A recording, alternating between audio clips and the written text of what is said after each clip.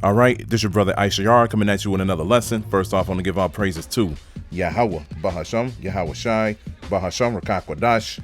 Double honors to the apostles of the great millstones I learned this truth from. Honors to the elders and brothers out there pushing this word through the four corners of the earth within truth and sincerity.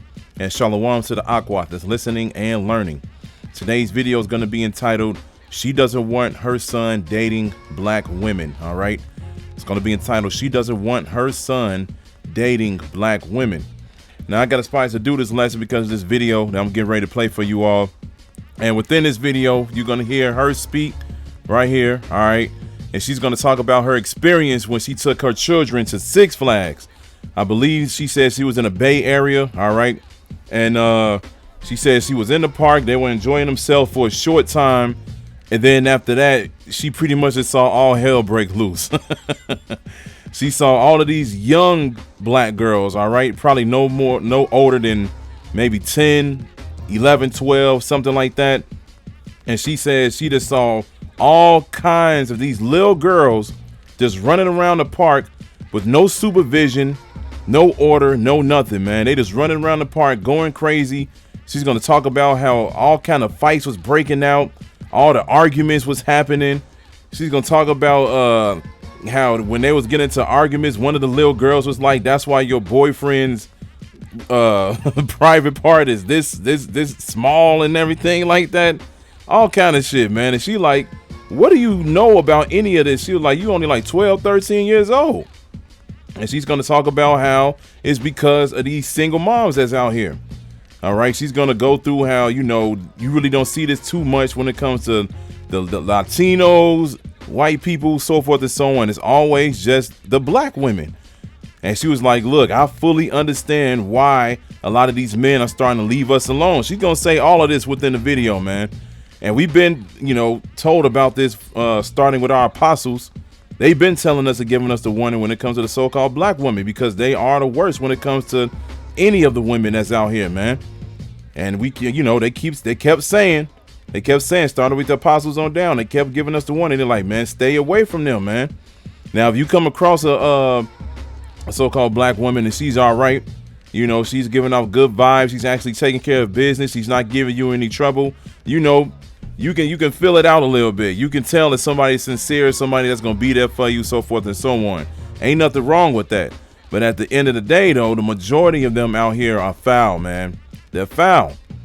And that's why we always say, be careful when it comes to dealing with them. All right. So let's go ahead and play this video. Then we're going to grab a few scriptures. I'm sorry, but my son will not be dating a black girl. He will not. Because yesterday we went to Six Flags, and when I tell you the pure level of disgust that I saw in these black girls that you independent queens are raising is purely disgusting and disturbing. I literally left early because my kids were looking like, what the hell is going on? And this is in the Bay Area, California. These girls, all of them, unsupervised, in packs, unsupervised, no supervision, just running amok in the theme park. Multiple fucking fights break out, multiple. And I'm just like, okay, the police had to start patrolling the fucking park because these little bitches couldn't keep their hands to themselves. One little bitch about 12 years old talking about oh, fuck Jeremy, he's small anyway, don't want to meet me. What do you mean it's small anyway? Girl, you are 12 to 13 years old. And then these other girls like, ooh, boo, boo, boo. And he's like, y'all are hella chopped. It wasn't even the black boy. It was the girls. The girls was fighting multiple fucking fights. Fucking parking lot shut down for fucking them little motherfuckers fighting. And then this white lady asked her not to talk like that. Her and her friends trying to fight for white lady. I'm like, just no self-respect, no fucking home training. And I see why. I've seen a lot of, when I see the black boys with the white girls coupled up, looking cute. I've seen the Mexican kids, I've seen the Asian. Only ones outside acting a fucking ass was the black girls. And I'm specifically saying black girls. There were no black boys acting ass. It was the black fucking girl. Oh, fuck that bitch, she bumped into me. You are 16 years old. Calm down. When I tell you, you bitches are raising little miniature fucking single fucking baby mamas, that's what the fuck y'all raising. Because them little motherfuckers don't respect themselves. They don't respect nobody else. I'm sorry, but Hey, she was going in. She was going in. And the thing is, like I said, we've been trying to tell y'all about this for years, man. These single moms out here, these like I said, the majority of these black women out here, they raising monsters, man, monsters. And the scriptures speak about our people being brute beasts. And that's exactly how she was describing them within a video. They over here going crazy, walking around, as he said, walking around in packs. All right, over here in like groups of 5, 6, 7, 8 or whatever. Over here getting into fights over small petty shit. All right. And then she was just like, man, they over here cursing, doing this, doing that, over here trying to fight grown women, doing all kind of shit, man. And no parents were even found. No parents were found anywhere, man.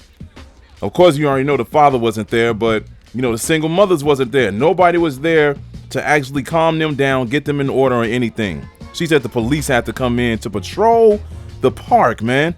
This is Six Flags. It's supposed to be a place where you just go there and have fun. After you have fun, you go home. You got to have the police roaming the whole place just because they want to go wild while they outside.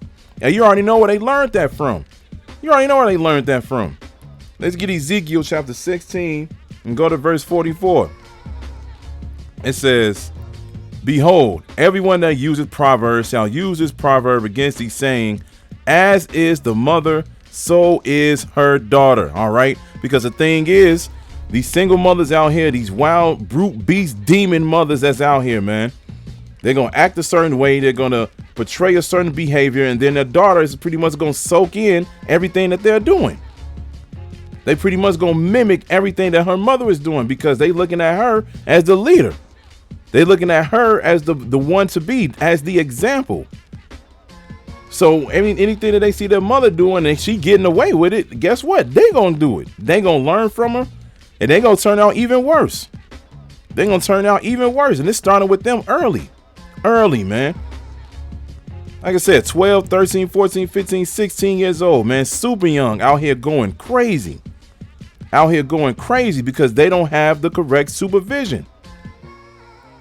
This is why we be like, man, be careful when it comes to dealing with them, man. You can already, as soon you don't even need to talk to them. As soon as you see them walk down the street, you can just look at them and all kind of red flags will pop up. You should just know immediately. You should be like, okay, yep, got the red hair. Okay, she got them wild ass lashes on. Okay, yep, weaved out. All right, this and that. Okay, nope. Too many red flags. I'm leaving you alone. Nope. Your ass don't even look normal. Look like a circus act, man. So read it again. It says, behold, everyone that uses proverbs shall use this proverb against thee, saying, as is the mother, so is her daughter. Tag team, man. Tag team. These mothers are raising demons. They're raising demons. Let's get Proverbs 29. We're going to get Proverbs 29. Then we're going to go to verse 15. And it says, the rod and reproof give wisdom, but a child left to himself bringeth his mother to shame. All right.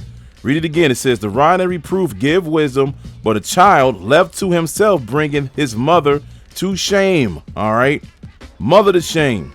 When they out here going wild, going crazy, and they don't get any correction, the parents look bad, man. The parents look bad because you already know when the police got there, the first thing they're going to say is, where's your parents at? That's what they're going to ask. And then as soon as they find the parents, guess what's going to happen next? They're going to be like, why are these kids going crazy like this? Why they get into a fight? So forth and so on, man. And then you already know how Keisha going to respond. She going to respond probably arguing back at the police. Because there's multiple videos with them trying to go in on people, you know, at the grocery store or at the gas station or whatever, trying to get away with all of the bullshit that they be on, man. So a child left to himself bringing his mother to shame. When the wicked are multiplied, transgression increaseth. But the righteous shall see their fall. All right. And this is one of the reasons why they're going crazy now, is because the wicked is in authority. Esau, he's the one that gave them the right to live like this. And they love it when they see you living like this, man. Because they know you're not following the Lord. They know that you out here pretty much shortening your life, because that's all it is. You're just gonna get yourself into trouble to the point where they like the two things they always say: get locked up or dead. That's what it is, man. Verse 17, it says, correct thy son, and he shall give thee rest. Yeah, he shall give the light unto thy soul. If you see your children going wild, going off, you're supposed to correct them. The scriptures speak about giving your children whoopings. That's in Sirach, the 30th chapter. There's nothing wrong with that. This society makes that wrong, man. This society say that that's child abuse. That's not discipline. That's child abuse. No, that's discipline, man. It's a reason why, you know, the old school comedians back in the day, they used to always make fun of the white people when they be like, oh yeah, they put Timothy in time out. They put him in a corner for 5 minutes and then they let him go. Look how the majority of them act now. And now the same thing is happening with our people. And but the thing is, our people don't even really, you know, they may still, you know, give their children whoopings and everything like that. But the thing is, when they see their child acting a certain way, they look at that as correct because that's the same thing that they're doing. If they see their daughter speaking a certain way or acting a certain way, they're going to be like, yep, that's the same thing I would have did. And they let them go. That's not correcting them, man. That's giving them way too much liberty, way too much freedom. You're supposed to raise your children in the correct way, man. Let's get Proverbs 22:6. We're going to get Proverbs 22. Then we're going to go to verse 6. It says, train up a child in the way he should go, and when he is old, he will not depart from it. It's that simple, man. As soon as they're old enough to gain some type of understanding of how to live, you're supposed to immediately train them up the right way. Tell them the right things. Lead them in the right direction. Guide them to the right places. Especially when it comes to this truth. All right. And at the end of the day, you're supposed to make sure that they, you know, come up the right way. So then that way, when they get older, they know how to act. And then they can pass that wisdom on to their children. Then their children can pass that wisdom on to their children, and so forth and so on, man.